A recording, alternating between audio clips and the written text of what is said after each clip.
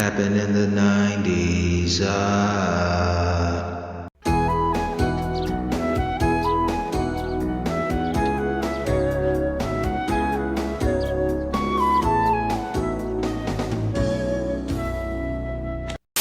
1969, Charles Manson and his followers murdered actress Sharon Tate and her unborn baby. Now, on the next Maury, Sharon Tate's sister leads the crusade to keep the Manson family behind bars for life. These people have been my nightmare since I've been a child. Should these vicious killers be set free? Manson's a charming man. All of you would think he's crazy, he's insane. He's not. On the next Maury Povich Show. Today at 4 on Channel 3. You could probably get a hooker at Walmart too. I wouldn't be so. I mean, you definitely could, Steve. You Hey, wait around, you're gonna find one. Yeah, we're getting there. I mean, hey, They're maybe the buying greeter knows some candy and things. some grapes. They're like, I need a grape, honey. Let's go. Let's go to Walmart real quick. I need grapes and hoes. Can you point me in the right direction? Steve, Oh, yeah. remember? I mean, we may have watched these together, but I always had this weird fascination as a kid with the HBO hooker documentaries that came out in the 90s, like Hookers at the Point and Pimps Up, Hoes Down. Those ones. It wasn't just you. Yeah. I mean, I feel like that's not talked about enough because I feel like that's something people our age, dudes especially, we all watch that. You know, I don't know if it was to see titties because the titties you saw in that shit you did not want to see, you know. Full of silicone. Mm.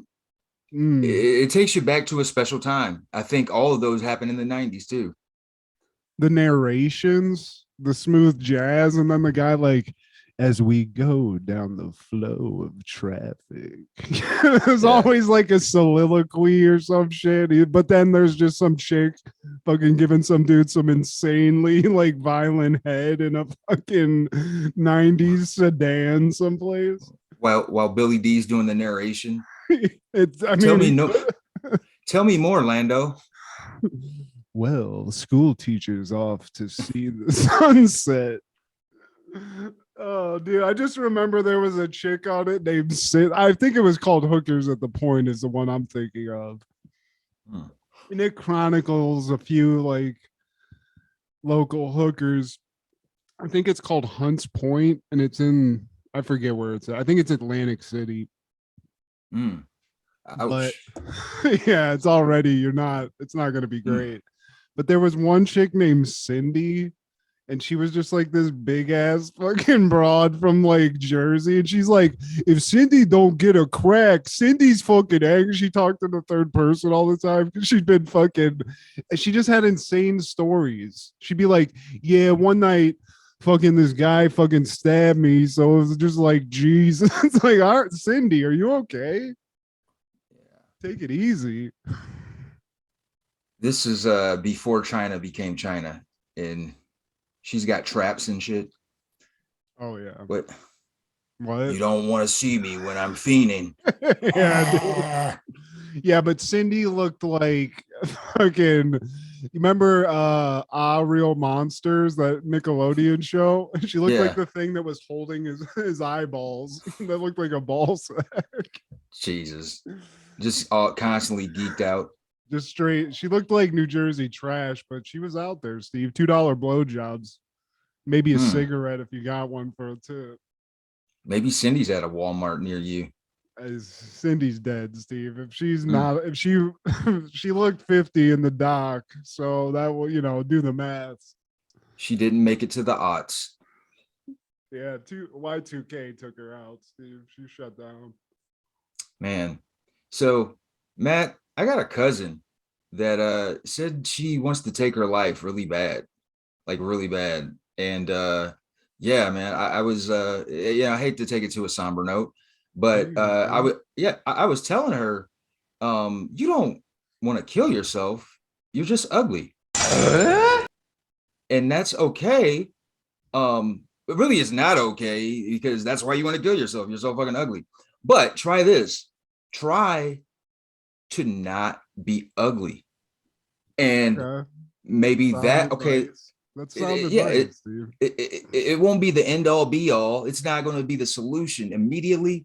But if you think about trying to not be ugly, it'll be less time you'll be thinking about killing yourself. So it's just a more of a thought. It's not even doing anything. It's just like, I'm not ugly. It's just that, basically. Eating a mantra, if you will. Stuart Smalley. Okay. Self-love. Steve, this is a dark story that we're telling here. I gotta say, took a dark turn here. Hey, so, fucking Cindy from Hookers at the Point to this. I don't know. Well, I mean, it's all dark side. Yeah, and you're right. You know, some of us Garretts can't help it. If she's not a Garrett, she's a Garrett adjacent. She's still with us. So what does that tell you? I miss my calling as a guidance counselor. I mean, that's what else are you gonna tell her? You know, like, does she have the money for plastic surgery? I mean, maybe Fuck she no. could do. Okay, well, there you go. I mean, I'm sorry. You know, maybe focus on the fashion. You know, you can't change what's under the clothes, but maybe change the fashion sense. You know, some squats. You know, maybe that's all. Back. It's probably best that guys see you from behind anyway. Just do some. What is going on here? What is this? Did somebody quantum leap in your fucking body? I should have been, I should have been a psychologist. I minored in that, This is some Def Jam psychology. Like, bitch, you ugly, okay? That's really all it is. Step one, face that. And like, I wish I could quantum leap, Matt, because when I was friends with Ugly Jason, he's had some of those talks like, man, I really, like, dude, you know what? You don't really want to kill yourself. You're just ugly. God damn! Or I could have been, dude, you should totally do it. I mean, maybe, this whole life thing isn't your thing. You should totally maybe drive off of I-75. Maybe like surprise yourself. Your nose is going to survive no matter what. Because you peaked already, I'm assuming. And I only know you for a couple of years. I'm just assuming, like, I don't have a feeling it's going to get better. But so let's just say I wonder if it got better, Steve. Some of these people that I thought maybe wouldn't, I look up and I'm like, you know what? Congratulations. I just don't want to look that specific dude, Ugly Jason up. He was a fucking cunt, dude. Yes. And that's why I say, like, man, maybe I should have like pushed him closer to the ledge. Nah, just he's gonna burn out. He's gonna find somebody that's a nightmare just like him, and then they can live that nightmare lifestyle. Like, I can't believe I'm the only one that remembers the Smurf characters, the Big Noses. They were like Gargamel size, and they just called each other Big Nose. I think there was like a guy Big Nose and a girl Big Nose, and did they look like cavemen? In a way, yeah. I think I know who you're talking about. Big Nose. People are like, guys, you guys are heartless, but you guys never met this fucking person. This kid you deserved a slap in the face. Yeah, if you met him, even for a minute, you would want to throw hard objects at his face. And then it was like a Gale the Snail situation. Once he attached, you had to figure out a way to like detach and then, put the curse on somebody else. You had to pass it along. It's like Fallen in a way. Yeah. You got to keep your distance. That's exactly right. Because in Fallen, you had to stay a certain amount of distance away and then it couldn't go into somebody's body. And that's what we did. We were like, close the doors. As long as he can't cross the threshold, we're good. Yeah. It's like, man, this guy's never going to get laid. Oh my God, he touched me. Oh, now I'm never going to get laid. Whoa. He's touching he's hanging out with my friends. Oh man, we are the unfuckables. But yeah, like, looking at his face makes you want to throw hard objects at his face because it looks like hard objects have already been thrown at his face. He's like, I thought I was supposed to do. It just sucked for me because I was fat. So when he was like feeling desperate to not get shit on, he would be like, yeah, but you're fat. And that always gets a laugh. I mean, I get it. I get it. It's a great, it's a great assist. You know what I'm saying? As we see now, you can change that. I mean, clearly, but maybe he again, Steve, change is possible. Facially, I You mean, the can't guy's fix probably ugly. fucked up in the grill, but maybe the personality, though, the personality was the thing that bothered me. Just The nose, I didn't care about that, other than the yeah. snortings. No, I mean, I get what you're saying. Personality can overcome feature obstacles. But this one, it's no, it's a no win, man. No, sir, I didn't like it. and No way. and just knowing how he was then, I don't think he's learned the error of his ways. I think he's become a bigger idiot, a bigger, older idiot. Now, mind you, people, we are not cold callous, at least not in this instance. This guy is a real piece of shit. I promise you. I mean, you have to be there. I get it. From the outside looking in, you're like, God damn, that's harsh. But when you're in the eye of the hurricane, you'll understand. The complete opposite of Midas touch. I mean, That is one big pile of shit. another shit show, no pun intended, I wanted to ask you about is the hilarious Jonny Depp Amber Heard shit that they're just publicizing all over the place, like this court case that's going on. And how it's like it's happening a lot now where I mean a lot of people are just unfortunately passing away, but a lot of these people we thought were cool 10 years ago even it's like these people are all we're seeing the facade cracking completely, you know. We know too much about these people. Yeah, it's just like with wrestling. Like I wish I didn't know these things about these people. Like let's pull the curtain back. And sometimes it's cool, but then it's like, because like Jonny Depp, I liked him for a lot. I love a lot of his movies. He got to hang out with Hunter S. Thompson. I always thought that was fucking dope because I'm a huge Hunter S. Thompson fan. But then you see him in court looking like a strip club manager, talking about a chick taking grumpies in his bed. And the thing that bothered me even more about that, Steve, the fact that he calls wine purple, like that's what he's like, give me a glass of purple. I'm Jonny Depp. Like, no, come on. He's Jonny Depp, though. I mean, that's been his thing. Yes, he's the guy in all the Tim Burton movies. Only he can call wine purple. Give me a glass of purple, 1997, please. But the fact that this categorical thing was even talked about in court, like, this is your payback, bitch. Y'all got into an argument and you shat in his bed. You thought that shit was funny? Bitch, this is the same place you got to lie in. Like, even after you clean the fucking mattress and the sheets, like, throw the sheets out. You clean it, you got to deep scrub that shit, and it's still going to have a poop stench to it. Bitch, I mean, you stupid. The red, like, how good was the fucking, or what was it that made you overlook not only her taking a dump in your bed, playing all these mind games, I think she ripped his or bit his fucking finger off. Like, how much purple were you on, Johnny? Come on, dude. You gotta walk away, man. Well, that's Hollywood for you, man. They're in all kind of sexual deviant shit. And all the jurors are just like, tell us more about the shit. Yeah. Shit. We want the and shit. It's like a complete like circus. Like you see clips of him like laughing hysterically. They're like the other person's lawyers like objecting to his own shit. It's ridiculous. Which makes me think, is it fake? Because he did hang out with Hunter S. Thompson. And I think that guy knew how to manipulate media and be a part of the story. So, you know, maybe Johnny, one, he obviously likes to hang out with fucking chaotic ass people, like people that will shit in your bed and rip your finger off. But maybe he's like, you know what? I already lost this fucking movie. Like I'm going to get this kind of famous now, you know, like he knows how to do that. I'm going to go into court dressed like a Midwestern butcher hipster. And, you know, that'll be startling. That alone will be startling. My appearance. You guys want to see what the fuck's going on here? Yeah, I mean, it's wild. But shout out to Johnny Depp living the take a shit in my bed lifestyle, having some purple. It sounds great, Steve. I mean, the guy's still and here's the thing, he ain't broke. I keep hearing people say he's broke.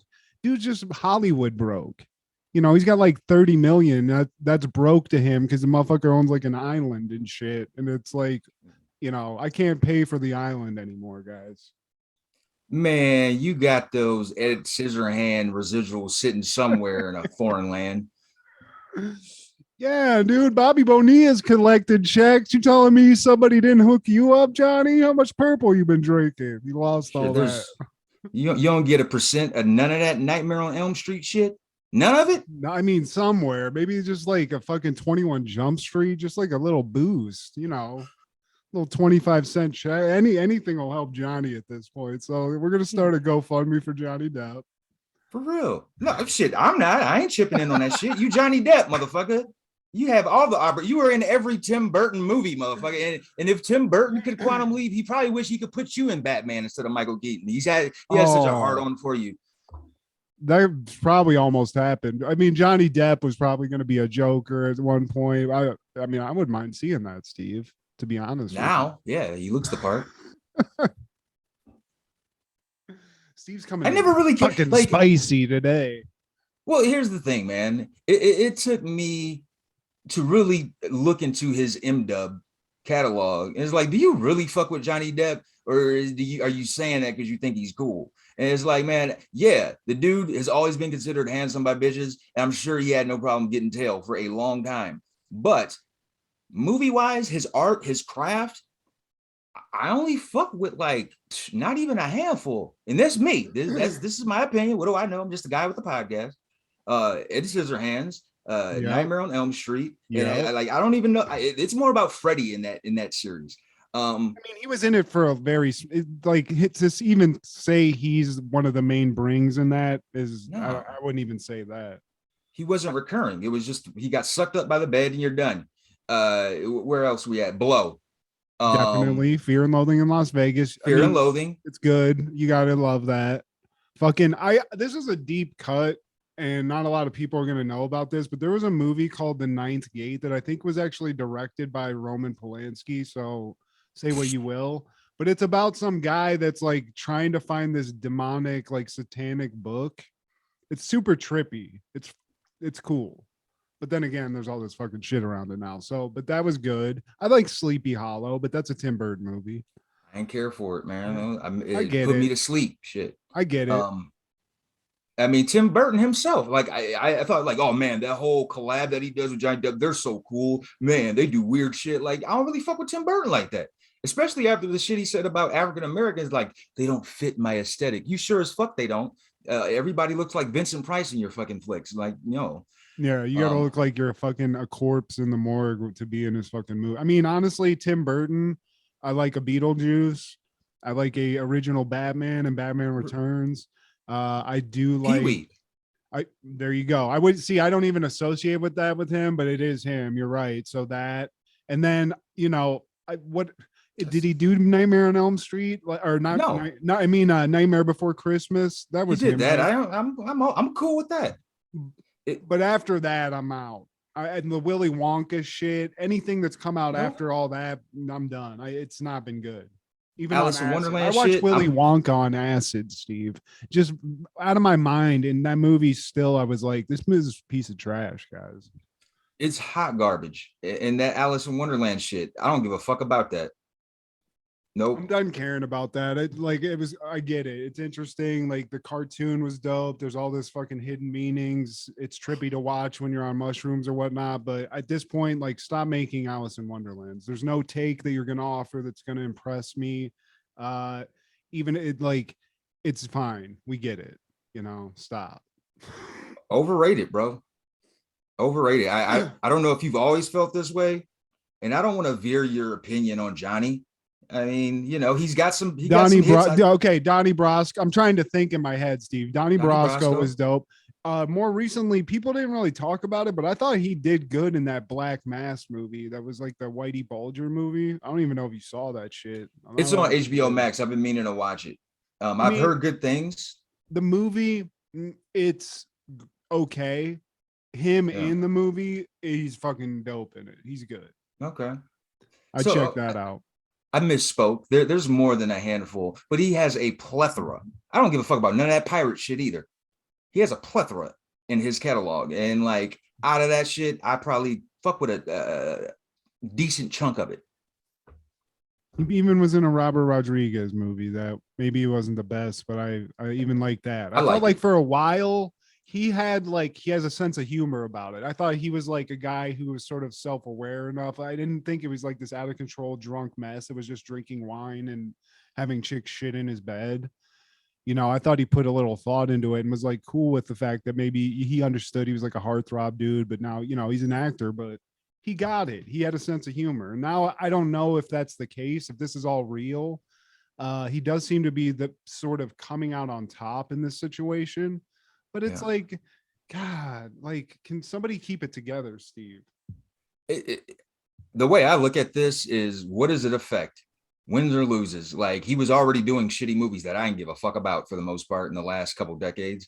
Now the Boss movie that you're talking about, where he's a crime boss, I'll check that out. But that's one out of, I don't know how many he's made in the last 2 decades, man. I mean, I feel like he got replaced because like he was willing to sort of alter his appearance to be in movies, you know, like he made himself look shitty and blow at a certain point. He shaved his head to be in Fear and Loathing in Las Vegas. You know, it is what it is. That's not that big of a deal. But like, I feel like now Colin Farrell's sort of taken that role, and Johnny Depp's aged out of being the sexy guy. Now he has to be the weird looking guy, you know, so. But you don't have to. I mean, you can carry that sexiness to you die. Like, just look at Sean Connery. Just like, do Sauvage commercials and fucking play fucking guitar in the desert with some foxes or whatever. Like, just keep doing that because people still, you know, it's like Nick Cage ain't done really shit, but he's still like famous like he was in the 90s. Like, I guess because we're old and we're just like, remember Con Air? Well, he was never looked at as a sex symbol. He was like an action. You don't think so? He was an action / comedic. He had comedic background. Johnny didn't like, he was always known as like the ooh and ah guy. Like, oh, he's so dreamy. And like, you know, he never really had I think Crybaby. That's probably the most comedic thing that I could rattle off, man. I mean, there was probably I just am like struggling to remember Johnny Depp movies, which whatever. But you're right. Exactly. You know, like again, you're right. He's not. This sucks because it's tarnishing whatever legacy he had. But maybe I'm wrong. Like, maybe I'm like looking at it with like rose-colored glasses, Steve. I feel like most of us have. We were under a ruse, and that's okay. I was under the ruse. He was so handsome though, Steve. He just was like, Johnny. Yeah, and he's just like, he's multi-character-ish. Like, he does all these things. He's Edward Scissorhands. He's Crybaby. He is a fucking pirate. He's the Mad Hatter. And he has like this mad artistic look where he's always smoking like those black hand-rolled cigarettes. He's always got like the lock of hair that's falling right. He's got like a fucking like the poet. The poet guy fucking deal that looks like he plays acoustic and like gets bitches' panties wet. Oh yeah. Yeah. Mark Wahlberg at the end of Rockstar, that look. That type of shit, man. We were under a ruse, man. All of his best shit was like before the 90s and during the 90s for the most part, man. And speaking from the perspective of normal people, it is kind of nice. Like, I've had many struggles with crazy bitches in my past. I've, you know, had issues. It's nice to know that people like Johnny Depp, who you think are like the top upper echelon of society or like whatever. Yeah. You're like, at least he's got to deal with that too, you know? Well, he lets bitches get too comfortable. That's what it is. I guess. I mean, just, a grumpy in the bed, Steve. We're gonna have to break up. Yeah, he wasn't hitting up Hollywood and Vine enough. Like, step out and like all them bitches go crazy. Yeah, you see that? Yeah, you could be replaced. Yeah, and he ain't even got to say that. They could just go out together. He's Johnny Depp, and like they go back home, and that's a reminder. It's a mental note. Like, motherfucker, like, yeah, I'm still that motherfucker. Plus Amber Heard, it's like, Bitch, even you know who the fucking fuck. ruined your career. Whatever it was, like the only movie I know that I've seen that she was in was Aquaman, and that was a giant heaping piece of shit. So Is that John Hurt's daughter, or the dad off Home Alone? Shit. I don't even know. I hope not. Mm. I don't want to besmirch that guy, but if it is, your daughter's a fucking lunatic. That's what I heard. Richard and Dawn Heikela loved and cherished their adopted son Matthew. Then one day he wrote them a thank you note. Last week Matthew Heikela was sentenced, but before he faced the judge, he faced the cameras of a current affair. I'm not solely responsible in this. A world television exclusive. It didn't seem real. It didn't seem like it was happening. Inside the mind of a murderer. Matthew, chapter and verse. Tonight at 7 on Channel 3. Well, hey, boys and girls, this is Steve G and Matt G with Happen in the 90s, a show where we talk about things that happen in the 90s. So get out your Shaq jerseys or your No Limit chains, because you got to walk like a G, talk like a G, walk like a G. I got them loving my drug dealer strut. Damn, son, where'd you find this? Dude, That's that fame. I'm fiending, Steve. Today, my friend, mon frere, we are talking about all the things May 5th. In the 90s. Filth. Starting off with 1992. Gangstar, once again, they released their not debut album, but Daily Operation. It's 18 tracks, 53 minutes and 50 seconds. Guru and DJ Premier, the dynamic duo. This is another classic. It got a lot of acclaim. The critics respect it heavily. 5 stars on the source, 5 stars or 4.5 stars, no less than 4. Take It Personal, X Girl to Next Girl, and Too Deep were the releases. Now you're the expert, Steve. What do you think of this album? Do you agree with all of what you just read there? Are those your words, or is this, this is one of those? Okay, so this is one of those albums where I have to like set myself in the early 90s. It's not as polished as like hip hop albums are later in the decade. But if we're just going off of skill and the music itself, I definitely see why, man. Okay. Like their whole style was really jazzy. It was like hip hop, but DJ Premier added just so much fluid to the chemistry, man. Steve, with the fucking, are you a musical professor, Steve? Musical history? I'm just a guy with the podcast, buddy.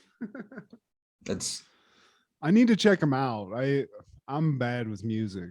You guys keep talking about Pusha T's new album. That's something I should actively want because of my fandom, and I just haven't even listened to that. I'm stuck in my ways, Steve. Well, man, you ain't even like caught up to 92 when this shit came out, man. Gangstar. Right. Hey. I'm out, Steve. I'm out of the music.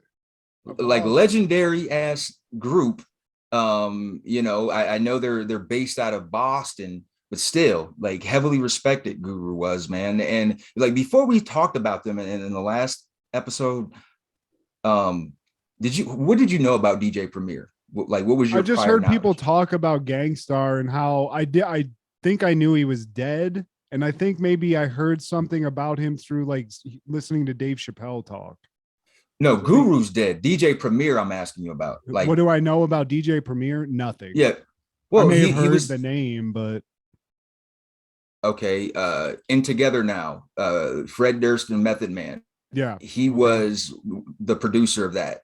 And that's just like one. I just picked that out of a fucking I don't branch. know if that's the one he'd want you to throw out, but I do know that song.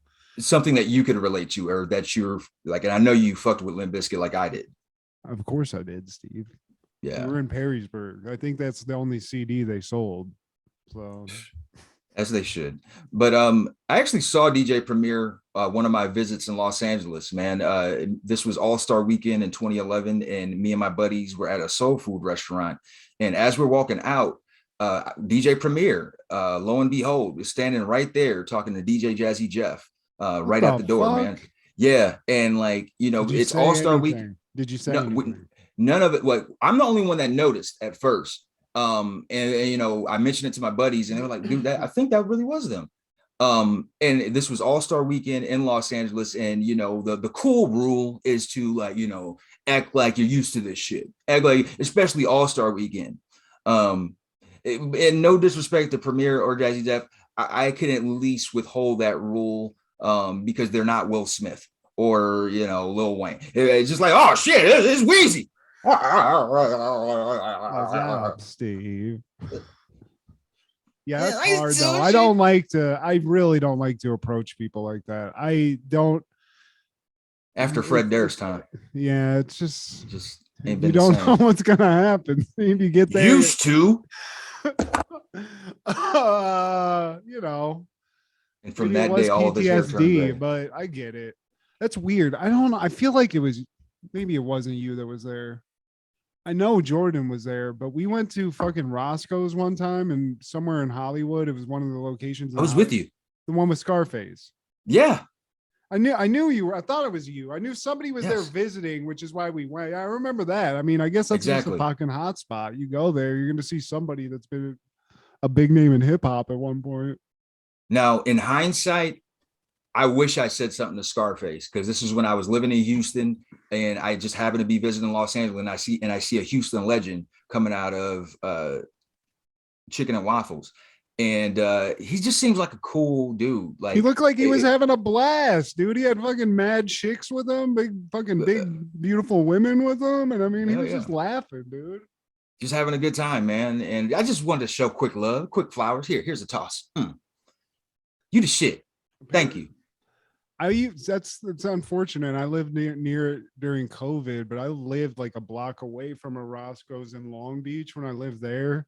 And they had like a jazz club next to it. It looked like some place where they just had mad fucking people come all the time. But during COVID, I mean, it was just fucking empty. So that's depressing.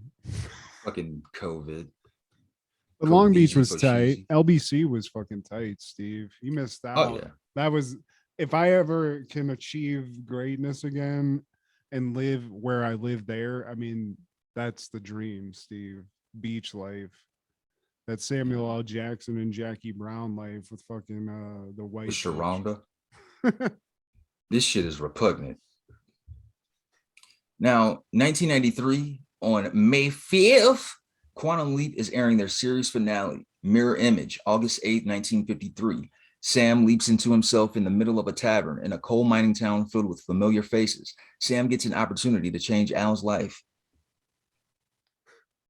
I mean, this is like, it's so trippy. I mean, I never watched all these episodes, but this episode, I feel like it could have been great, Steve. I feel like what I saw here was like, I was like, what's going on? Like, and I knew there was like some, let's say, bad feelings of this episode. Like, people that watched the show hated it for obvious reasons, but yeah, man. I had hope. I had high hopes for this, man. And we talked about this or mentioned it like probably around this time last year when we covered Quantum Leap, because it's been a while. And it just has a open ending. They try to give it an ending, but it was abrupt. To all of the fans, it was abrupt. Especially in like the momentum of the episode, it's abrupt, because it's like, we're going to get all the answers and then it's fucking straight trash. But, you know, it is what it is. Fucking Sam's been fucking leaping around into people's bodies. And then, you know, he always looks in the mirror. He's some goofy looking dude or some chick. Yeah. And it's not him, but he leaps right into his own body, Steve. And my first question, and this is trippy, this is a pod question. Having leapt into all these other bodies, having seen other faces in the mirror for, I don't even know, 5 years, I guess, or at least 5 seasons of the show. Do you forget what you originally looked like? That's a great question, because they didn't have mirrors when they like went back to the headquarters. Like, you know, just a reminder. Like, do I like my nose still up here? Okay. Yeah, like I was very high when I watched this episode, and I was just like, you should. I mean, you have to watch this and enjoy it. But I was just like, the guy's seen a different face in the mirror over and over again. Like he's probably forgotten mad faces, but I guess I'm wrong about that because he sees a lot of familiar faces in this mysterious bar slash restaurant that he's leapt into. I thought I was a black woman named Ruth. Yeah, what the fuck? But he's looking in the mirror. He's talking to this bartender. This bartender, a famous face from the 90s, always like a bit player, always like maybe an evil businessman. He was in Black Sheep as like an evil like crony. Okay. That Chris Farley movie, but he's a bartender named Al. Al. Strange. And he's very mysterious, Steve. You know, he seems jovial. He seems like he's like a great bartender at first, but then he's throwing out all these like deep little digs. He's throwing out these like Buddha questions and shit. You know what I'm saying? And you know, Sam is privy to this because he's like, man, you know too many things to be a bartender, Jackie Gleason lookalike, dude. Yeah, what the fuck? But Sam's like, okay, I'm me, but I'm when? Where am I? What's going on? And he's like looking around. It's all dusty. It looks really humid wherever they're at. And then he he gets the sports page off Al, and he looks, and it's actually the day he was born, August 8th, 1953. But weird because he's an adult man. He's seeing himself. What's going on here? Very confusing. I'm very confused, Steve. Me too. Offer it. You know, and he asks, the bartender asks if there's something wrong. And he said, and he looks, he's like, oh, that's me in the mirror. Like, what the fuck? Yeah, what the dude? What kind of drugs are you on, man? And this all-seeing bartender, he's like, you let a lot of time go by, you could lose touch of reality. Now it's 1953, the year Sam was born, and he was born the same time he came through that door. Actually, there's a mention of a guy named Gushy. There's so many weird names in this episode. It's such a weird name to call a guy. He's Gushy, dude. Oh, he looks like Old Man Winter. Everybody, this guy just saunters into the bar. Is like, he looks like he's like a ripped up ZZ Top lookalike. He comes in, takes a shot, and just leaves. And he that's looks like Abe Simpson's friend. That like his old drinking partner. And and his name's Gushy. Fucking he's fucking Gush. Yeah. What's the next line you got? We can't roll with Gushy. What else you got? Yeah, like, but dude, as we find out later, Steve, Al's responsible for all the nicknames. I don't even want to know how Gushy got his fucking nicknames. It's like, yeah, Lefty, he cut his left hand off. Gushy, you don't want to know. You know what I'm saying? Then in comes a guy named Stappa. Stompa, and he's fucked up. He's got a crook in his neck. Fuck up. Yeah, he looks like he's definitely needs like a chiropractic work done. Yeah, he slipped a disc for sure. Stompa. He's salty, Steve. He's just like this. It's a bunch of salty like Russian miners. Did you go to fucking Chechnya? Like, where the fuck are you, dude? He looks like he can never hear you. And he's always like bragging about some old school shit. He's like, yeah, I was back in day. I loaded 24 tons of coal. These fucking pussies can't even load 10 tons today. It's like, what the fuck are you talking about, you old gimpy fuck? He takes great pride in his coal mining. And that's very odd. Like, who just comes into a tavern and tells their life story to a complete stranger? Oh, you're no miner. I'm a miner. Let me tell you about it. I mean, he finally saw somebody at the angle his neck's at, and he was like, oh, I haven't seen anybody for decades, buddy. I need some. Can I get a massage, please? I've just been talking to my hump on my neck. I call her Matilda. But it's all very like still very surreal, you know. It's very bizarre. Obviously, this is a bizarre show. He's time leaping and body leaping and shit.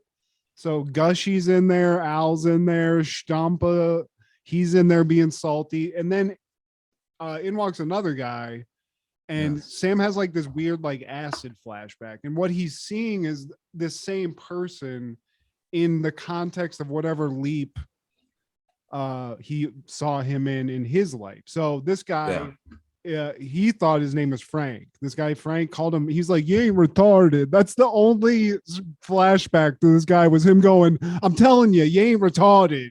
Yeah. That's You're just slow. That's it. But cut to wherever Sam's at now, he's hugging this guy. He's like, Frank. And this guy's like, hey, fruitcake, get the fuck off. What is going on here? Yeah, you little light in the loafers, hey. What's his name? His Tucci. name's Tucci. Fucking we got Tucci and Gushy and Bushy, dude. It's too much.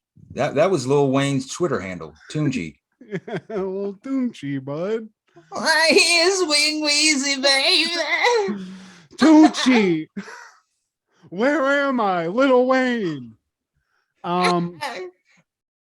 But then now, okay, so shit's fucked up, Steve. Sam's all out of sorts. He's sweating. It looks sweaty in there. I would never want to eat in this fucking bush ass bar. Well, Sam asked him about his brother, and he's like, "Man, don't be asking about my brother, man. What you know about my brother?" And he's like, "Well, is he mentally retarded?" What the fuck? No. Does he have a mental disability? Hey, don't use fancy words like disability or retardation or mental to describe my brother ever again. It's the 1950s, and we don't use extra syllables around here. All right, Einstein. Brother has a beautiful yet very innocent personality, so watch what you say. He's a special creature from God. But, you know, obviously Sam, it's the same. This guy does have a slow brother. He's just, you know, a little bashful about it. But something's going on here, Steve. The multiverse is fucked up. Something's going on here.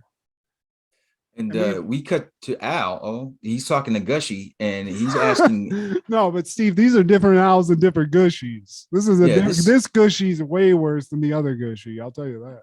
This is the real Gushy, and he's asking how Ziggy will find Al. And Al's like, man, I'm not sure if he can. He's in. Okay, so and basically their only explanation is, and I don't even know how this haywire shit happened, other than a glitch in the system, but he's in his body, but they have no idea where he's at in time. He could be with dinosaurs in his body. Yeah. But it's, you know, so Al and fucking Gushy, who looks like a futuristic Rip Taylor and fucking it looks crazy. But you know, these are other two people that Sam knows in his time that are in this bar. There's a Gushy, there's an Al. Shit, again, there's these weird parallels. And we cut back to Sam. Again, he's acknowledged this is the day of his birth, Steve. He should be suckling his mother's teat. And now he's nursing his third beer, wondering, what the fuck am I going to do? Which one of these coal miner dicks am I going to have to suck to get out of this fucking town? I mean, what's going to happen here? How do I get out of my body? All of these coal miners are musty. Yeah, I'm gonna get fucking black lung disease being around. These motherfuckers are out here just fucking coughing on me. Fucking, you know, they're gushing all over the place. Gushy's gushing, but you know, it is what it is. And he's like, I'd be like trying to walk around at least. He seems he's like Beetlejuice. He can't leave this house, you know. And now he encounters a guy named Ziggy, and now we got Ziggy, Tunchi, Gushy, and Al, and he's talking to Ziggy about the ionosphere, and the fact that his name is Ziggy and he knows somewhat about the ionosphere, that piques his interest as well. It's like, man, what the fuck is really going on? I'm gonna get to the bottom of this shit. And meanwhile, Strumpa's like, this fucking new guy's a fucking, he's a one of the bar inspectors. He's gonna fucking shut this place down. He's very like suspicious, very like, you know, just greasy. He looks sick, Steve. He's got a bad neck, but he's got he looks like he's dying inside too. I don't like it. He needs some straightening, like Migo said. He looks like Smeagol, like a Russian Smeagol. He's like the precious coal lumps. he asked Ziggy about the other Ziggy. They're talking about each other, and in the Rusty Ziggy's like, well, she's a girl, and he's like, well, sorta. And I don't think we ever find out what the fuck Ziggy is. Ziggy's just like she's like Zordon, but you don't even get to see it. You know, it's like I don't know. It's, Charlie's Angel. She's Charlie. Okay. You know, she's just out there, just it's a voice, or maybe even just like a teletype or some shit, given what time it was. But it's a guy that identifies as a holograph woman. And bazing. Sam keeps seeing these weird flashes, these weird like acid flashbacks of like his time, and then somebody in like the time he's in now is saying the same thing. So is this like some Jacob's Ladder shit where he's dying and he's just having like these weird flashes before he actually dies? Is the multiverse broken? Is Doctor Strange about to come through some portal someplace, Steve? What's going on? Not even Al and fucking Cushy or Gushy can figure it out in the fucking future in their weird fucking Nick Arcade room. Yeah, man. Al, the all-seeing Al bartender, he gives him this bar game puzzle to try to figure out his stake in life. And I wish it was that easy. He basically gives him a fucking sports bar game, like cherry, lime. What was it? Like, and it's like, oh, dude, you don't get the free chicken wings this time. Try again. Sorry, bud. Here's a little fucking. It's just like spits out a little fucking label with a couple of fruits on it. I don't even get what it was, Steve. Yeah, they play those games at the little fucking local sports bars. Okay, I'll just fucking take my $10. You fucking son of a bitch. Yeah, I'll pay for the wings. But Al in the future, he's in his weird fucking VR troopers tube imaging chamber, just going through time, Steve, in a very shitty CGI way. It's just, yeah. He's nut busting in some booth someplace looking at clouds and shit. And he's like, all right, I can't. We'll just keep watching it. And Gushy's outside just I don't get it. The future is this. The future requires this, Steve. They're on dial-up connection. Fucking who's on the phone? Mom! I'm trying to look up the raw results.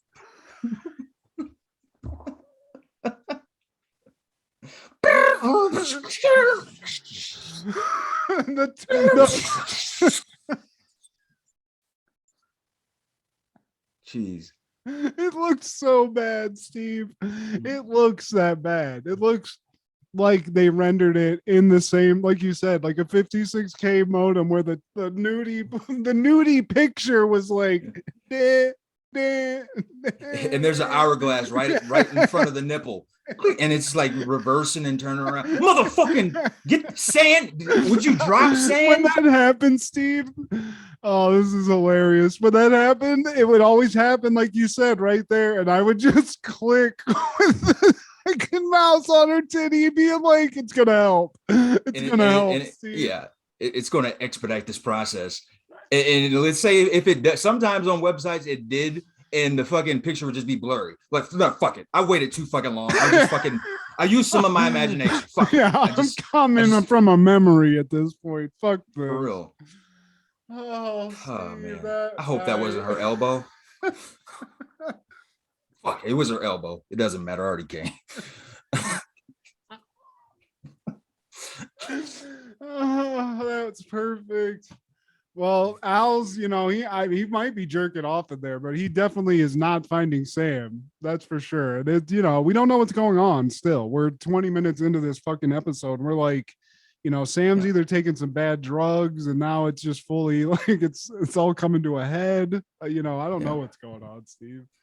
And meanwhile, the miners are sharing stories about how Al came up with nicknames, specifically Ziggy. Ziggy got kicked by a donkey into the steam radiator. And so Al, like, you know what, we're going to call you Ziggy. I don't know what the explanation was because Roku doesn't have a pause feature.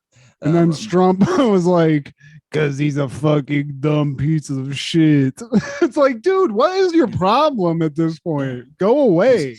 And Sam sets him straight, at least like mentally, and nothing you can do about that neck, but he sets him straight. And he's like, I'm sick of you calling him a fucking retard. How did you feel if people called you a fucking freak? Fucking hunchback? And he's like, I am a freak. And it's like, well, touche.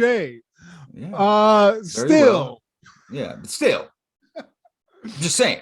But you're fucking the vibe up. Stop it. And then all of a sudden, as he's about to, really go in on him and his neck condition, a whistle blows. And Ziggy's like, trouble at the mine. So, Cling, cling, cling. By the way, again, we're talking about a lot of Russians who are talking. The whole bar is just Russian miners, Steve. Is that a real thing, or was it like, what the fuck? This is pre-Cold War era. Also, I got to point out, Steve, there is a Frasier cameo in this episode. There's a character called Bulldog in Frasier that's like the sportscaster. He's a little bald white dude. And that guy is the guy who talks about Ziggy getting his name. He's like one of the miners that's talking to them at the table. Okay. So shout out to Bulldog. But the zing. Trouble at the mine, Steve. And it's not looking great. A coal mine, there's smoke coming out of some fucking building on top of the mine. I don't know why Sam feels the need to go. I guess I do understand, because he's a guy who goes through time and helps people. So maybe that's his purpose. Yeah, he's just like MacGyver. And 2 men we find out are trapped in a coal mine. Those 2 men are Tunchi and his brother Pete, the retard. Steve, it's not Pete the retard. It's just Tunchi and Pete. Tunchi and Pete. The slow. The lovable follow-up to Pete and Pete. Right. It's me and Pete, baby. I eat the pussy, beat the pussy, eat the pussy. I'm a pussy monster, baby. Get me out this coal mine. He can't survive without the lean he drinks every day. We need to get lean down into that mine. Dude, she's gonna die. Yeah, I ain't got no bitches. I ain't nothing without my bitches. Tunchi and Pete, Steve, they're stuck in the mine. Here's the thing about the mining business. Apparently, it's real cutthroat, because the mining boss comes in, and you can tell he's the mining boss because he's got clean clothes. And, he's really there's a lot of, I think there's gas that's building up in the mine. There's a fire, and any spark is going to ignite the gas and explode the mine and just completely cave it in. Yeah. And he's like, you will not go into the mine. These men will die. He puts some like guards up, like some evil dictator or some shit. He's like, fuck these men. Fuck their friends. Get over it. So if they die, they die. And I think at this point, Stump actually says something about Sam being a mining inspector. Like he just says he suggested he suggested to him, because he has him over. Hey, come here. And he's like, well, you want to help Tunchi and Pete. And he's like, I think that's why I'm here. And Stumpy, he says, me too. So be a health inspector. Basically pull a ruse. Yeah. And he also shares a story, Steve, about, because Stump at this point's been a cunt. He's been a cunta. He's been a fucker. He's just been just a downer, really, a party killer, an ugly Jason, if you will. And he's like, look, when I was young, 12 years old, I was a miner. I got caught in a mining accident in a collapse. And he's like, the darkness was terrible. There was no food. And he's like just sympathizing with these guys. He's like, these men are down there terrified. We have to do something. And like, even Sam's like, I fucking thought you were a fucking prick, dude. Okay. Yeah. I think you're right. But I ain't no fucking mining inspector. Like, what do you want me to do? And I think they actually leave the mine. Like, they don't actually do anything at this point. They go back to Al's. Like, Al's is just like that spot, Steve. It's Nipsey's and Martin. If you ain't at the apartment or at work, you're going to Al's. Okay. Yeah. And the real Al, he's still looking for Sam. And the dial-up, man, somebody's on that phone. Motherfucking, it's all blurry. And he actually gets nauseous, Steve. This perfect futuristic technology that has allowed a man to travel through time over and over again is making this guy nauseous. Yeah, modems haven't existed yet. And Gushy or Tushy or whatever the fuck his name. He's just like, oh, you're nauseous. What does that mean? It's like, who is this guy? Why is he even here? Yeah, I think he likes this. Stop. Give me more second. Give me some more seconds. Give me a minute. Give me another minute. Oh, I liked it. I like it. Give me. Gushy. So, you know, that they're just not, I don't get it. But I think at some point, out of like, I don't know whether it's frustration or if he has some like epiphany, but he's like, go to his birthday and see if he's gonna be, if he's anywhere. Like, I think they lock it down to that. They're like, we don't know when he is, but we do know it's on the day of the birthday. What year it is, who knows? So they start doing that. So Gushy's back to fucking, you know, rubbing one out while fucking Al's in the fucking jerk booth. I hate to see you go, but I love to see you leave. Al, I know Ziggy's not gonna like this. Walk slower for me, Al. He's just perving while Al's in that chamber. He's just like looking like through some crack, like, oh, yeah, someday. Yeah. How do you think his hair stays up like that? He looks like Adam Sessler from fucking X-Play back in the day. You remember that show? Did you ever watch that one? No, you finally got me, Matt. There's no reason you should have, Steve. Something you watch after like a long trip and you're up at like 4 a.m. and you're like, you know what? I want to watch two people just talk about video games on TV. Why not? One of which looks like a pederast cokehead. But now Sam has flashbacks to saving an undercover cop from dying. And it's actually Al dancing with his lady. But we don't see much of it. It's a real quick clip. And you know, we cut back to reality, or this version of reality, and Tunchi and Pete, the slow, are saved in the meantime. And all the guys come rushing into the tavern. Yeah, let's have beer. Let's have some Schlitz. And fucking Sam looks back at Strumpa, who's just like chilling in a booth. And he's like, and he just disappears in light. He leaves, Steve. And he just dematerialized out of thin air. It just he's the only person that notices this out of a tavern full of miners. I guess they're fucking idiots for just being around coal all the time in the heat. And like, yeah, we can't see things. Yeah, hey guys, you don't think that there's literally a half-eaten plate of food and drink on the table? He's like, there was somebody there, and they're like, it doesn't check out. There's nobody there, you fucking freak. I'll have what he's having. Yeah, one of those. He had some extra Coke in his Coca-Cola. But Strump is gone, Steve. Strumpa, he's a leaper, and Sam realizes this. But as he's like sort of freaking out about this, old man Winter, Tucci, it's Gushy. Gushy, the old man, walks back in and he takes a shot and he's like, how do you know Strumpa? And Sam's like, I just fucking met him back here. Shit. And he was pissing me off all day. Yeah, the motherfucker was right here, just fucking talking some shit. And he's like, he says that, and Trump or the Gushy's like, I actually knew that man. He was the greatest coal loader I've ever seen, and he died he survived a mining accident. This guy existed, and his story checks out.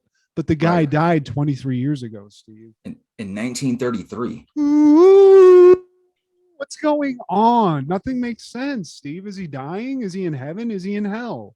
If he's in heaven and heaven's just a diner, I mean, you know, I don't like the big diner in the sky. So he's going to have a meltdown. He's literally tracking to just fully like go postal at this point and just like, I'm going to start killing people to see if this is real life type situation. You know, he's going to go psychotic, Steve. And the all-seeing Jackie Gleason bartender, Al, he remembers Stoppa. He tells Sam, despite the fact that not everyone else does, because sometimes that's just the way it is. And this guy's just very much like this Buddha-like person who's like, it's just life's way of telling you, you know what I'm saying? And he's like, but wait, what does that mean? And he's like, a question's just a question, you know? Reality is the real question. And it's like, what are you talking about? Where am Okay, I? I'm being raped. I'm being raped right now. let's cut through the chase, Riddler. Jesus.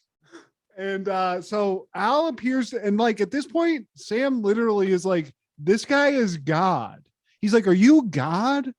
And Al, the bartender's like, you calling me God? Maybe. But what's a God? It's like, you motherfucker. Like he finally connects with Al after all of this. Like the guys are celebrating and shit. He just got done talking to Al, the bartender Al, and then the real Al pops up. He's like, shit, I've been waiting for you, motherfucker. Where you been? Get outside. And they go outside, and then Sam's like, look, bartender's God. Ziggy and Chuncy and Tunchi and Gushy, they're here, but they're not here. You know what I'm saying? And like Al, time traveling, Al's like, bro, are you okay, dude? Yeah, you tripping big time. Did you take that fucking thing that was in my jacket that I left in there, that little piece of paper? Oh, that's 2075 weed, dude. You can't take that. That's futuristic weed. Bro, sit down for a long time. Yeah, you are fucked. But Al is very much like, because he's like telling, he's like, this guy knows something. I think this is the guy responsible for my leaps. But that Al bartender guy eventually told Sam, basically, he's like, look, if you were a priest, if you were a pastor in a church and they moved you from parish to parish, you'd still have your own life, even if you can't be in, you're not responsible for where you go. You're still you, and you're responsible for who you are. So that being said, that means you're the one responsible for all these leaps. You're leaping because this is what you want to do. You could have gone home whenever you want. Yeah. And you think it's one life at a time, but you have to think these lives that you touch, they've touched other lives that touched other lives. So it's like a domino effect, like a butterfly effect. There's actually going to be a movie called that years from now. It's going to star this guy named Ashton Kutcher. He was in a stupid car movie with Stifler. Stifler, he was the guy that was in American Pie that was fucking, had his mom fucked by his classmate. That's a whole nother story. But I'm Al. I know everything, even about movies in 40 decades from now. They fucked a pie in it. I mean, this is all very confusing. I'm sorry. Anywho, you're fine. I think you seem to be crazy, but he keeps saying this, and like, what the God guy is, this guy might be God, Steve. Yeah. He might be. I don't know. Like, we don't even get an answer to this. Spoiler alert. I can relate though, man. I've had some really good Long Islands, and I thought my bartender was God. I was like, man, maybe it's time to call an Uber. Yeah. This guy's making a lot of sense right now. I think I need to go home. He knows a lot of personal shit. But so Al's like, look, if and also the God guy says, you've done all this good. So where do you want to go? You think you have somebody telling you where to go or controlling that. He's like, but where do you want to go? And Sam's like, I just want to go home. I just want to go home. And he's like, well, then go home. But he doesn't go home, Steve. So Al, in future time, he tells all this to Al, and Al's like, dude, you're scaring me. So I'm going to let you just chill here. I'm going to go back. I'm going to just try to figure some shit out. Talk to Ziggy. Get Gushy in on this. We're gonna have a rap sesh, have a couple of fucking cigars, whatever they're smoking, and we're gonna figure this out. I'll be right back. So Sam's just outside looking insane. Al, the bartender, comes out. They continue to have these moments, and I think at some point the bartender really pinpoints that moment. Because that moment you said where we saw Al in the past before, Steve. Yeah. That moment was actually a moment that Sam was transported to. That was one of his memories. And that actually was his biggest failure, he said, because he had a mission in that time period that wasn't associated with Al. He saw that Al needed help, but he didn't do anything. And Al eventually just didn't reconnect with his wife. And he could have helped with that. Beth. Beth, hot Beth. Yeah. That's kind of smoking, dude. I'll have a fucking hottie. I gotta say, Especially for the early 50s. yeah, yeah. I didn't even really clock that. I mean, a post World War II hottie, nice. And Sam disappears, travels back to see Beth, and he's like, I'm a good friend of Al's, and you need to have a seat because I got a lot of shit to unload. But I want to start off with a happy ending. He tells her that Al is coming home, and then we zoom into a picture of a younger Al, and then basically they Sopranos us. We get but with this one, we get a caption, somewhat of an explanation. Beth never remarried. Her and Al have 4 daughters, and they were expecting a 39th anniversary. Sam never returned home. It's such a Debbie Downer. This is one of my least favorite finales of a show I loved. Hated it. Complete blue balls. The audacity to put so much effort, like what we just talked about, Steve. I mean, we were cracking on it, but the amount, it looked good. The shit looked pretty cool. And it was like, you put that much effort into it. And then the last 2 minutes are Sam never returned home in a black screen with white text. It's like, what the fuck? I got blue balls, Quantum Leap. Fucking Al fucked up somehow. Like, that's what I didn't really get. I mean, there's nothing to get. The show's ridiculous. But was Al did he get a job there? And he's like, look, honey, I'll be home from the future later. Like, I don't get what the situation really was. We never got, the wrap up, man. We never got closure. It could have been him paying his dues to get into heaven. And there was a lot of missed opportunity, man. This ended in 93. Dean Stockwell just passed away, I believe, last year or 2020.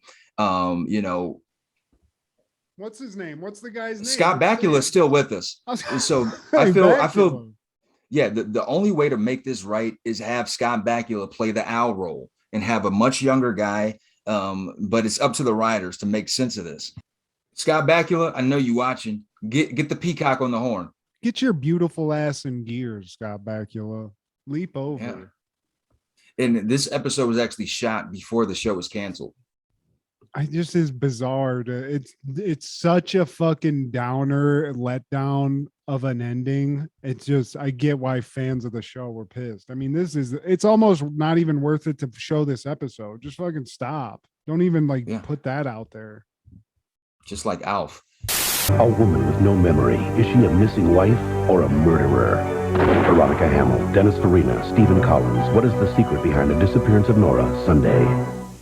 Now, that following year, 1994, American teenager Michael P. Fay is caned in Singapore for theft and vandalism. I remember hearing about this being a big deal back in the day. And as an adult, I applauded. He should have got his ass caned and whooped because the fucker was just doing the absolute most. From St. Louis, Missouri, he is. And he was punished for theft of road signs and vandalizing 18 cars over a 10-day period in September of 93, which caused a temporary strain in relations between Singapore and the United States. Fay pleaded guilty, but he later claimed that he was advised that such a plea would preclude caning and that his confession was false, that he never vandalized any cars, and that the only crime he committed was stealing road signs. But you shouldn't have done that, you fucking asshole. How the fuck are you going to get the road sign home once you come back, you dumb fuck? But this motherfucker took what? He was gonna take 6 canes to the feet. Where do you take the lashings? Because I know my story, which seems to be the same one you're reading from, later on says that the number of cane strokes in Fay's sentence was ultimately reduced from 6 to 4 after United States officials requested leniency. Be like, fuck this little fuck. Keep his ass over there. Fucking 6 canes to the feet, you little dumb son of a bitch. And as a child, he was diagnosed with attention deficit hyperactivity disorder. I didn't even know that exists. That just shows you how much privilege he fucking had. This was in the fucking. He's older than us, Matt. We all have that, Steve. Yeah, you they know just have a name is? for it. Yeah. It's being normal. You're just thinking about a lot of shit. I have that shit. Shit. Yeah. I think I'm fucking dyslexic too. Why throw that on top? I never I didn't got even it. know. Fucking, who gives a shit? The guy, you were fucking smart enough to steal a fucking roadside. You know what I'm saying? Fucking dumbass dummy. That is not how I was thinking we were going to talk about Michael Fay, Steve. Man, Michael Fay can eat a dick, man. Fucking asshole. He's probably a Trumper, too. 1995, former Guns N' Roses drummer Steven Adler is arraigned on a felony count of possession of heroin, in addition to 2 misdemeanor drug charges. I mean, I can't believe that the drummer of Guns N' Roses was doing drugs. Oh my God. I thought that was like somebody's mother. Billy, you forgot your soup.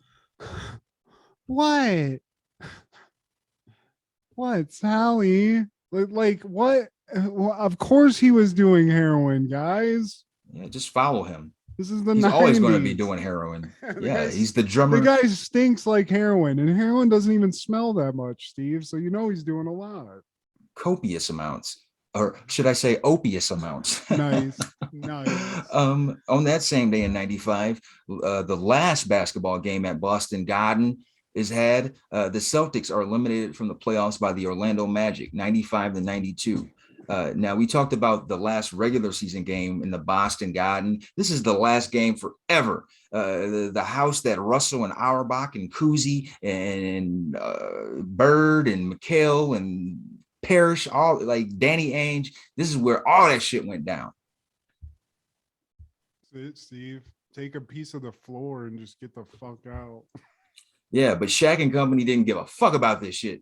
Bitch, we on our way to the finals to get swept by the Rockets. It's 1995. That shit was so disappointing. God, I love Shaq. God, I love that fucking uniform, Steve. We all one of the it. best. We all I never did. I wish I did. Oh, I had the black one. That's the one I had. I want a Penny and Shaq one. I had Shaq, but honestly, would have preferred Penny. Looking down the road, I wish I would have had that still. One day, Matt. 1998, Frasier is airing the episode Roz and the Schnoz. Roz stays with Frasier while her new apartment is being painted and panics when she receives a message from Rick's parents, her baby's future grandparents. Steve, I hope you like this episode. I keep recommending Frasier, and I keep just hoping that I don't have bad taste. But I think this is a classic. I have not been disappointed with any of the Frasier selections. And man, Easter egg that I caught. I know I caught.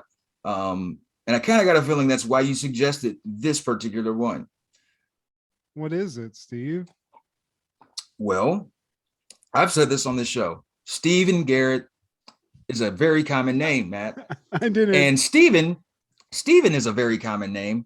It's been used a lot in 90 shows. And it's so common. Sometimes they use my full fucking government. They went hard. I honestly, Steve, I did this because of just the end part cracks me up so much. And when I was watching it, I was like, oh, wow, that's crazy. This guy's name is Stephen Garrett. And now looking at, just the conversation we had about a guy with a big nose at the beginning, it's feeling a little awkward in here, I got to say. Yeah. And how we also talked about how ugly some of the Garretts are. Some of the Garretts. Because, I'm not you're a ugly, beautiful man, Steve. I'm not an ugly man by any stretch. But every now and then I wake up and I'm like, man, I'm kind of sick of this shit. So I get my cousin. It's not going to solve the problem, but shit, you just think, hey, just try not to think. Like, you know what? Tomorrow I'm going to be more beautiful. Just like these Garretts, they don't give a fucks. Yeah, they don't even. It's all gravy. They're gonna smell your full fear. circle. So it is a classic, Steve. And when we open up, it's common Frasier. We're in Cafe Nervosa. It's Frasier. It's Niles. They're having a nice coffee. Exactly. There's Skip Scabadoo. Yeah.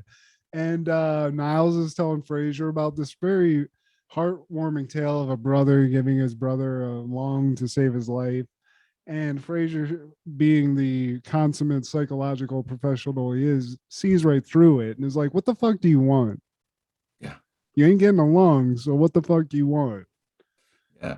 Well, I don't want your lung, but I would like for you to accompany me to the kennel show when it comes to town, because my ex, she'll be there with Dr. Shankman. And a little just a little background for you, Steve. Dr. Shankman was Niles and Maris's marriage counselor and actually stole Maris from Niles.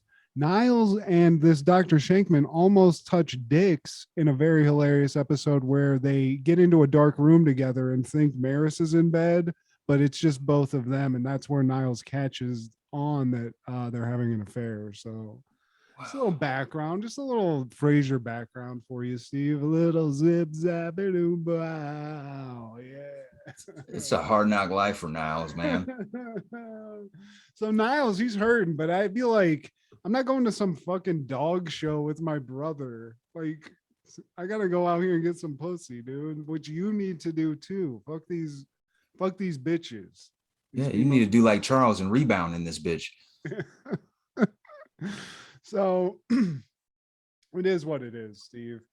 Roz, she's out of sorts. She has to get out of her place. And she's like, I need a place to stay, this, that. I think something's happened. She's getting a renovation done. And Fraser's like, you know what? My old man's going to San Francisco. So just come stay in my place. Very nice. I mean, Roz is a mess, Steve. She has men all over the place. She's got a kid. I'd be like, let me get you a hotel, Roz. Yeah, she doesn't want her kid to catch any of that mesothelioma. Like, it might be in the paint. It's that lead paint, man. And Martin is getting ready for his flight. And along the way, he sees some earrings that Frasier bought for Daphne at the CVS. Aww. Yeah, at the CVS. Some of those nice CVS earrings, Steve. Yeah, it's the thought. And he presents them to Daphne, and unbeknownst to Frasier, Daphne takes this as a 5-year anniversary. This marks the 5th year that she's worked for the Cranes. Sapphires, Frasier, sapphires. Yeah, nobody knows Jules in this Crane household. Because like I said, he got them shits at a fucking In-N-Out. God damn it. So, but he just is like, this is what I love. This guy's a psychiatrist. He knows like psychology. He knows like what should be good. And he knows not to do this, but he just can't help it. He's like, yes, they're sapphires. Sure. Like, I can't lie to her. I can't tell her this. Yeah, she's never taken them off. So she goes off into the world thinking she's wearing some fucking precious jewels. And and also very funny, Martin is he's itching to go to the airport, Steve. Him and his buddy are going to San Francisco. Yeah, to reminisce. Yeah, they used to hang out there after the war, and they partied, hung out, walked the streets, found a couple of ladies, and they're looking to relive that lifestyle, go back to Frisco, in the mid 90s, and so he's itching to go. And so as they're about to leave, Roz comes in. Yeah. And take it away, Steve. Oh, yeah. She gets off the elevator as Martin's getting on. And, Martin says, Frisco used to be a prime spot for single guys cruising the street looking for a good time. And Fraser's just like, some things never change, Dad. You're going to love it there. Yeah. And, Roz is moving her shit in, and she's already getting calls forwarded to the Fraser's answering machine. Damn, Roz. And one of the calls is Paula Garrett, Rick's mom, her baby daddy. And I mean, she Steve, calls. A little background on this, Steve. Roz fucked a 20-year-old kid, got impregnated, and that's why he's talking to these parents. This isn't a fucking like 30-some-year-old dude she fucked. She just banged some college kid and got fucking knocked up. Robbing the cradle, she was. And now she's got to deal with the fucking parents, Steve. No, they're gonna think I'm a whore. They're gonna hate me. They're gonna be all over me. And Fraser's like, Roz, these people might want to just see this kid. They might help you out. You're gonna have to call these people. And she's sort of, I think she acquiesces, or he just tricks her and he's like, I'm calling these motherfuckers. We calling these bitches. We having a baby party. Basically talks her into it. And she's like, okay, I got to meet him at some point. And, we cut to, I think the next day or maybe later that day, Roz comes out dressed like Wednesday Addams, wanting to make a good first impression. Looking like Judge Judy. I mean, what the fuck, Steve? Totally. And I get it. It's a maternal wear, but all she's missing is the she's gonna pigtails. preside over some civil suits, Steve. That's what she looks like. And she's shitting a brick. She's got to meet this kid who she fucks parents. And God knows what the fuck. She's even, and Frasier's like, look, Roz, this is gonna be fun. You're gonna get to see what your kids are gonna look like when they're older. This is gonna be great. It's gonna be awesome. And you're in this palatial fucking penthouse that I live in. This is fucking, you're gonna look. It's a good look. So go get ready, get in this bathroom, this chill little bathroom I got. He opens the door and is like, hey, Yeah. What in the Hunter Helmsley? Don't bring the Garretts to the Coke party, Steve, because they don't take it all. Mine or theirs. Hey man, I've told you, man, Garretts are a hard bunch to deal with at once. But these, I mean, what happened here? Because here's my thing. One of them, okay, you guys like connected like magnets because you guys got fucking just straight enormous. You look like Rhonda from Problem Child 2, Steve, post surgery. Big nose. It like, how did y'all meet? It's just ironic that y'all have these huge schnozzes. Like, was there a dating app or some kind of like chat group that y'all had in the 80s for this to be possible? BigNoseMeet.com, Big Nose hotline. They were sniffing the air like fucking bloodhounds. They were like, somebody else with gigantic nostrils is 10.5 miles away. Basset hounds, they are. So Frasier sees this. And I mean, even this guy, he's been sitting here fucking singing the praises, and he's like, "Oh my god." He sort of holds it together. Then Roz comes out, and she's like, "Oh hey." She's caught off guard. The fuck? And like, I also be just kind of paranoid. I stink too. I'd be like, man, I hope I put deodorant on because these people are definitely gonna smell it. And then this just leads to massive amounts, just continual big nose jokes, like subtle big nose jokes where somebody like Niles comes in and he's like, hey Frasier, oh my god, right. Oh fuck, sorry, hi. A lot of that. They can definitely smell what the Rock is cooking all the way from Seattle. I mean, it's getting weird, Steve. And then Martin comes in, he's all pissed off. He's coming in super hot. I mean, he's been gone like a fucking half a day. And they're like, what the fuck? You're supposed to be in Frisco. He's like, we fucking went there. We turned a corner. There's some guy eating somebody, the other guy's ass. We show up to a park. I think I'm married to my buddy. I don't know what the fuck's going on here. The watering holes are gone. The steakhouse is a sushi bar. It's just this whole weekend has been one surprising event after knows. Oh my god, they knows what. Hey, what's up, guys? So again, everyone's trying to not just acknowledge this and just try to get past it. Eventually, like it gets so bad that like Niles and like Martin and Daphne have to excuse themselves because there's a lot of like, God, we have a couple of schnauzers back home. They're huge. Talking about dogs, and Niles is like, do you believe it's like laughing in church type shit? You're trying not to. And we didn't even mention Daphne when she gets caught off guard. She comes out of the kitchen like with snacks that she made and shit. I thought your guests might be a little peckish, and just like, oh shit, yeah, they gonna peck some. They're gonna peck the fucking eye out for sure.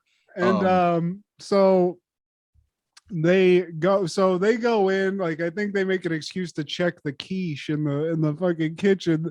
Martin, Niles, and Daphne go into the kitchen, just start dying laughing in like an open floor plan where they definitely heard you laughing like this. You weren't hiding anything. For real, like.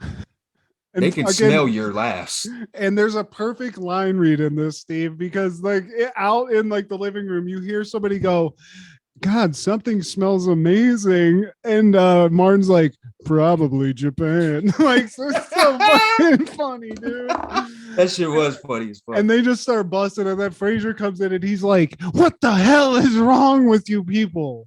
These are just a couple of people with some big ass noses. You're being childish. All They're you actually should be nice people ashamed. if you give them a Yeah. chance. Yeah. Yeah. So fucking just sit here, get it together. I'm taking this quiche out and we're gonna go have just fucking control yourselves, you fucking heathens. And he walks Quiche off. Lorraine. Yeah. And as he's walking out, Stephen Garrett gives a great, he's like, Keisha, I hardly knew her. Hey. And everyone just is kind of like, oh. And then I forget what he says, but there starts sniffing the quiche, and the dude says something, they say something, and then even Fraser's like, he excuses himself, dies laughing in the kitchen and comes out and is just trying to play it off. He's like, Keisha, I finally got it. Well, the Garrett couple, they're going back and forth. Like, no, you're the nosy one in the family. Everyone knows that you're the nosy one. No, everyone knows that you're the nosy one. No, all the people know that you're the he just can't. He's had it. He's had it. You're snooty. Like a lot of that. Anything they can do, like it's like you motherfuckers know what you're doing at this point. And so you know, they finally like sort of we cut and they're a little bit further along in the party, and it seems like shit's calmed down. You know, there's not none the nose jokes have stopped. People are eating, they're not laughing. They've become accustomed to the noses. Yeah, they've gotten used to it. Like a bad smell, you just get acclimated to it. And so now they're in the living room, and you know, the parents are like, Roz, you know, anything you want, you know, we're here for you. Being very great, being very gracious, awesome people. And Fraser's like, they meant, or somebody mentions Daphne's sapphires. She lost it. Yeah. Turns out Stephen Garrett's like, oh, well, I'm a sapphire expert. Turns out, let me go ahead and look at the other one, you know. And Fraser's like, son of, they're going to know. This is like that Zach Morris Gumby Gold shit in that one episode of Saved by the, like, they're going to see this shit. So he starts like, oh, yeah, like he has that energy of when you're seconds before you get caught in a lie where you're still like, no, like trying to like, you know, last ditch effort. Like he grabs Steve Garrett. He like because you got to get the fuck out of here. You're gonna miss a flight. Something's gonna happen. He like picks him up by his suit jacket. Like, hey man, no, dude, you gotta go. Your time has come. He even fakes getting it. He's like he's like, oh, I found it. Oh yeah. Fraser petty as fuck, bro. He picks up a piece of fucking lint. Oh, I found it. Gets him out the door, and then Daphne's like, oh, thank you so much. And he's like, oh, sorry, bitch, that was some lint. Yeah, but I'm tripping. Niles finds the actual earring, and now Daphne's looking at the earring, and she's like, wait a second, it came off of the fucking, you know, the earring, the sapphire came off. And Fraser's like, yes. And she's like, Mr. Crane, you've been bamboozled. And he's swindled. And then he has to fess up. He's like, look, I went to see, I got you this. You know, it's not real sapphires. And she's like, oh, you know, it's okay. And she's like, you know what? I really still like it. I appreciate the gesture. I'm just going to take it back to the jeweler you got it, and I'll get it fixed. And he's like, here's the thing. Yeah. I got them shits at Woolworth. Rite Aid's closed now, so you're gonna have to wait till tomorrow anyway. Sorry about that. That's why it's all coppery. I got some hot glue in the fucking closet. Maybe that'll probably work. But yeah, he actually bought them at Raymond's, and Niles is like, at least they'll maybe carry something for that ear infection. Shut up, Niles. And so, you know, we cut later that night. Before we cut later that night, Stephen Garrett and the mom come back, and they're like, oh, hey, you know, before we leave, we want to give you these photos. And one thing that Fraser kind of gave to Roz as a consolation was like, look, these people have big noses, but Roger doesn't. He's got a great nose. Rick's fine. He's got a good nose. So you're good anyway. Maybe they won't. And then the parents leave, come back, give them the photos, and Roz opens up the photos and is like, Oh my God. Because apparently Rick's just got like a dick nose, Steve. Yeah, he's ugly Jason. Oh, Ugly Jason Garrett. Ugly Jason. Ooh. And apparently he had a hockey accident and the nose job changed his whole look. Thank God. Yeah.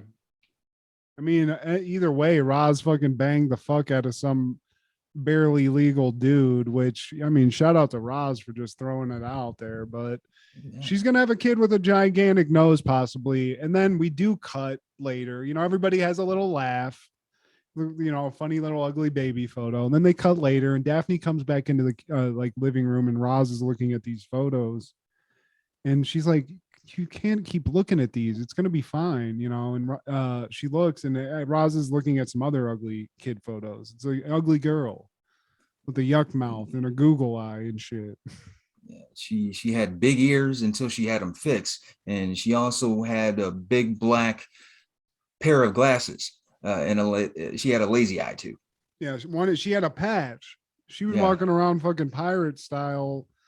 I mean, Roz was getting like late 80s fucking plastic surgery as a child. I mean, that's some fucking straight vain ass shit, Roz. Damn. Be proud of your ears, Roz. And she's like, I'm just worried, you know, like I don't want my kid to get teased, which is heartwarming. You know, but you know, parent wants to have your kid get teased.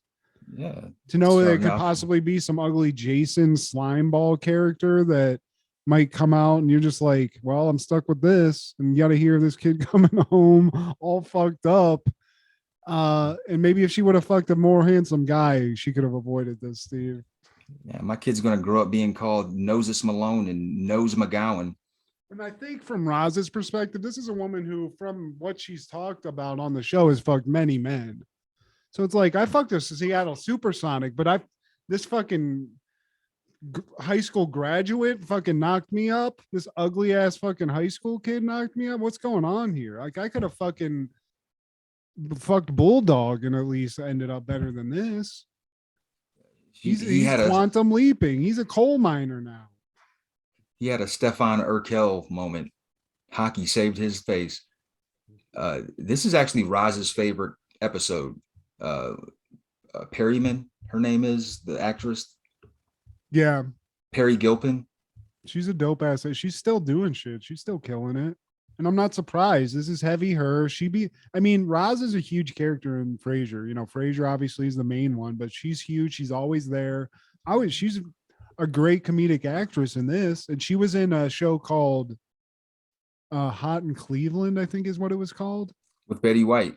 I think she was, no, maybe I'm thinking of somebody. I'm thinking of Daphne. She was in that. I don't think Roz was in that. Maybe she was in it for an episode. But anyway. She has the most episodes named after her in the title behind Frasier. She has 8 total episode wow. named after with her name in the title. So she's, I don't know if you could call her the second most popular on the show, but that does say something. And also the Garretts actually got married later this year, the actor and the actress. Really? Kevin Kilner and Jordan Baker. They got married on October 10th, 1998, just a few months after this show aired. Yeah. Wow. And also Frasier does save a little face. If you watch through the credits, Steve, we see him actually deliver some real jewelry to Daphne. And he's like, you know, you can't hear it. They're just playing zibbidoo boo bow. Yeah. And he gives her jewelry. And then she pulls out like a little jeweler monocle and looks at it to make sure it's not fugazi. So, you know, he paid a little, he threw a little scratch at her. You know what I'm saying, Steve? Ungrateful bride. Yeah. Even if it was, it's the thought. I mean, he's letting you stay in this fucking dope ass place. And all you got to do is rub his dad every once in a while. You know what I'm saying? That's it. And Seattle ain't cheap. Shit. Espressos probably cost $25. God damn it. I will say when she brings a dude, there's a part of this show where she brings a dude home and fucks, and Frasier catches him like leaving the next morning, and he tries to flex and be like, you can't have sex in my house. And Only one fucking is me. Yeah. And he ain't, Steve. He ain't. Frazier might That's- have gotten like 3 pieces of tail in his time in Seattle, Steve, and it's at least that we saw. There's a And that's why he's illusion. persnickety. He's persnickety. Yeah, he is fucking persnickety as fuck. If I can't fuck, no one can fuck. Daphne, don't have any random dick in this apartment. I have to have a sherry every night. I don't want to hear you being fucked to death by some plumber someplace. Someone who probably didn't watch this episode of Frasier Rising the Schnoz was Fiend, the rapper from the No Limit Gang. As he released his album, yeah, there's one in every family. Yes, there is, Fiend. Yes, there is. Fiend. Oh, Fiend. Damn, he got all the fucking No Limit soldiers in that. Dude, what No Limit album from this era didn't look like this? It was just a Rolodex of names of people in the label. Like you see Master P, Silk the Shocker, C Murder, and Mystical, and Mia X, and Snoop, and all of them cats. Soldier Slim, UGK is on this album. And this is one of the albums I remember seeing because of the cover and because it was No Limit, but I didn't listen to until later. There just became a part. They got oversaturated, Steve. Because then you start buying No Limit albums, no matter what, and then you get burnt 3 or 4 times. You buy an album where there's just nothing on it, and then you just stop buying them. And this Fiend didn't even hear about him, Steve. And I apologize to the man. Sorry, Fiend. He's one of the guys on Make 'Em Say Well, then I definitely should have known about him because I listened to that song ad nauseum in high school. So. Man, this ain't no P. This P, let me hear you say, But man, this ain't no motherfucking P. This shit was actually number 8 on the Billboard 200, man. So that's a credit to Master P. That's what I'm saying. This guy at a certain point got so big. He's like, I don't give a fuck who you are. Who do we got? You're gonna have a number 1 album, and I guarantee it. And it's going to have some dope ass fucking album art too. And it's going to have a crazy colored CD case. You want some whores or you want money on there? Yeah. I want money on mine. You want like gold jewelry inside the lettering so it looks like the letters are made out of gold, or do you want that in the background? Because we can do either or. And Who's we can be that guy? I want a documentary about the graphic designer for No Limit albums. Who was fucking Master P out there designing these shits at first? Some guy from the neighborhood who had Adobe. Microsoft Paint. He's just like, hold on, let me put that. Okay, parental advisory. All right, crazy color. Got it. I'm gonna sprinkle some titties in here. He was like a ghetto Bob Ross. I'm gonna sprinkle some champagne glasses. I'm gonna put some titties over here. Take a picture of a Doberman looking vicious, please. And also, Silk, can I get you in a Nate Dogg suit? No hat. I need you over the. Okay, we got that. Okay. Somebody got to wear a bowler hat. Somebody. All right, Pimp Chalice. I'm gonna upsize that a little bit. Okay, and we're good. That fucking man, it's still loading. Fucking dial up. Somebody on the phone. I'm trying to put chalices and titties on this album cover. I gotta get a bottle of Alizé off of this shit, and it gets fucking rendering. I can't stop it. How can I have pictures of Dobermans drinking Hennessy? God damn it! Somebody's always on the phone. Any callbacks, honorable mentions, takeaways, my friend? Just shout out to the No Limit soldiers out there. Really, that's all I can think about now. Is just. Those gold tanks, the jewelry, and just those good old days when we were just making them say, oh, Steve. And make you say, nah. 1995, Family Matters is airing the 2-parter, or the second part of the 2-parter. We're Going to Disney World, part 2. And I remember this because it was a 2-parter. It was another Stefan focused deal. And it was shot live at Epcot. A place I will never fucking go to because it's in Florida. But paths was like the Full House cast or something happened. I think there was some cross promotion. It was TGIF in the 90s, and they wanted to do as many grab alls as they could. Maybe it was Step by Step. It was one of those. Sorry, all the way from Wisconsin. Come on, Oh TJ. my God, dude, it's fucking. Where am I It's gonna park Urkel. my van? Oh my Cody, God. goddamn. Laura, you should totally get with the Urk man. He loves you, Laura. It's gonna be the greatest romance of all time. Fucking Cody. You smell like weed. In van. But dude, and also, dude, I do not want to let my foot off the gas on Vince's fucking wrinkly, eely ass. Like, dude, I once again, I respect you, but I have fucking had it, bro. They took one of our episodes completely, like Thanos, never existed. And to podcasters who know the time we all put into this week by week, day by day, taking notes, the time recording, the time editing, and then to just have the rug pulled from underneath us. What the fuck are you trying to prove, Vince? You fucking sneaky ass fucking slimy son of a bitch. That fucking Stone Cold Stunner that I saw at the previous WrestleMania, like, dude, that was pathetic.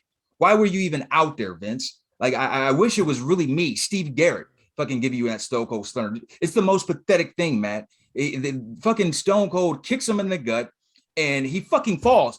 Stone Cold has to fucking bring his fucking Mr. Burns body up so he could fucking stunner him. It was the most pathetic thing. So it's like, dude, because you do shit like that, Vince, we try to remind the masses of how great your shit used to be, because that shit right there gets no fucking play in the fucking Nissan. It gets no rotation.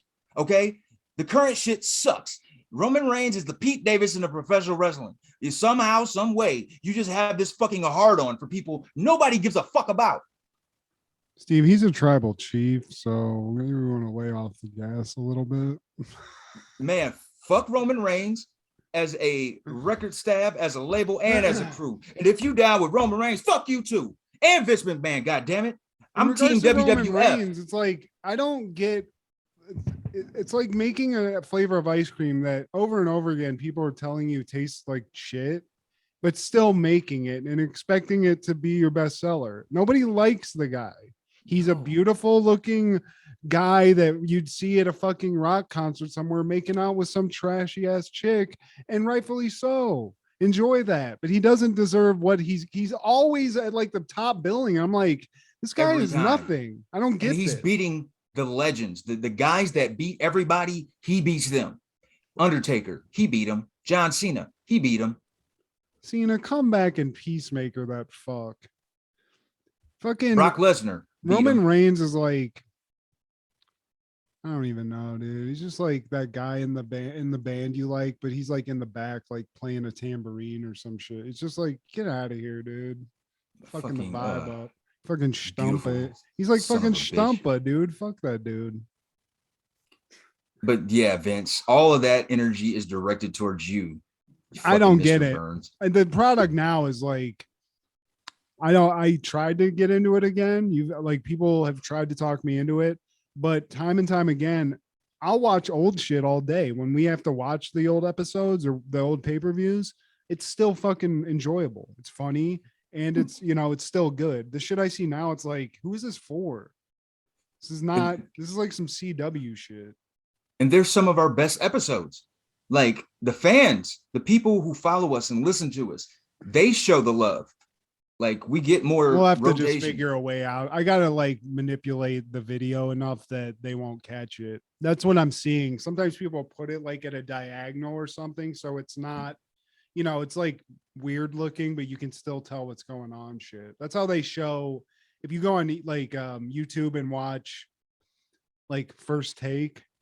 Yeah. Sometimes they'll have like pirated clips of that, and it's like sideways or it's like diagonal. So the algorithm doesn't pick it up because it doesn't look right. I don't know if that makes any sense. That's ridiculous, man, that you got to go through those links. I mean, it is what it is, dude. We're fucking pumping it out. We'll still do it. And if we just have to throw a fucking couple of still images and you have to look at our ugly mugs the whole time, then fuck it. Because it's still funny as shit. So, hey, Vince, chill the fuck out, dude. YouTube, chill out. Focus on finding all these weirdos that are trying to fuck kids on your website instead of people just trying to have some fun talking about wrestling. Yeah. when you used to be good. Now, please like, share, subscribe, comment. If you listen to us on Spotify, give us 5 of those stars. If you listen to us on Apple Podcasts, do some of that fancy shit they do with Apple, 5 apples, whatever the hell they all do. Please listen to Over the Culture with me, Steve G, Crushgasm with Kendra, B3F Podcast with Joey and Steve, and Don't Worry, Be Movie with Amanda and Wade. This is Steve G and Matt G with Happen in the 90s.